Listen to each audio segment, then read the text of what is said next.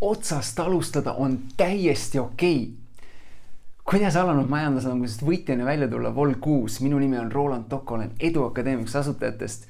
Tänane olukord on väga-väga eriline. Väga paljud inimesed jäävad tööta, väga paljud inimesed jäävad klientidest ilma, väga paljud inimesed peavad leidma uue suuna, mida oma elus teha. Ja üks asi, mis ma sulle tahan lihtsalt edasi öelda, või kui sa tead kedagi, kes seda peaks kuulma, siis ole ja jaga, täiesti okei on teha täielik suunamuutus oma elus ja alustada nullist millegagi, mida sa võib-olla ei ole kunagi varem teinud või mida sa ei ole kunagi sel määral teinud, nagu sa oleks tahtnud, aga sa sisimas tunned, et sa peaksid või sa tead, et sa peaksid selle suunamuutuse tegema. Ma olen korduvalt oma elus teinud muutusi ja ma tahan öelda, et parim aeg on alustada täna. Parim aeg on alustada just siis, kui on kriis, kui on täielik segadus, kui väga paljud inimesed peavad ennast ümber kohandama, ümber muutma, tegema uusi asju. See on parim aeg, sellepärast, et ma alustasin ise enesearenguga ja selliste suuremate muutustega 2008 ehk täpselt eelmise kriisi ajal. Ja ma olen viimased 12 aastat meeletult palju enda arendamisega tegelenud ja teinud vähemalt 4-5 erinevat sellist otsast alustamist oma elus. 2009 ma hakkasin muusikaüritusi korraldama, sellepärast et see tundus põnev ja ma läksin sellega kaasa. 2013 me hakkasime koolitusi korraldama, sellepärast et mulle pakuti seda võimalust ja see lihtsalt kuidagi tuli minu ellu.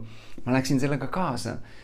2015 ma hakkasin koolitajana tegutsema, sellepärast et mulle järjest rohkem esitati kutseid tulla koolitama, tulla esinema.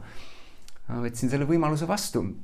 2016 ma hakkasin laulmisega tegelema, sellepärast et juhtumisi asjade kokkulangevusel ma leidsin endale lauluõpetaja, kes aitas mul laulmishirmust ja uskumusest, et ma ei oska laulda, üle saada. Ja mõned aastad hiljem tuli mul muusikaalbum välja.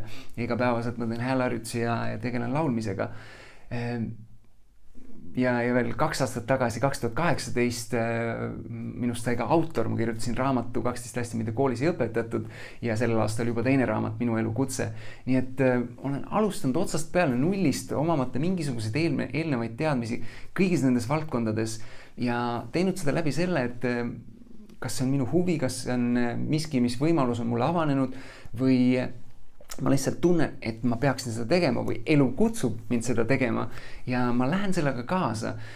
Loomulikult selle juures ma püüan alati leida neid inimesi, kes saavad mind edasi aidata, kes on oma valdkonnas juba väga kõrgele, väga kaugele, väga palju teadmisi omandanud läbi praktika ja on valmis neid edasi jagama. Ma kuulan nõu nendelt, aga samal ajal, mis on oluline, võtta vastu see otsus ja tunda ja saada aru, et see on jumalast okei, et sa alustad täiesti nullist, et sa alustad algusest.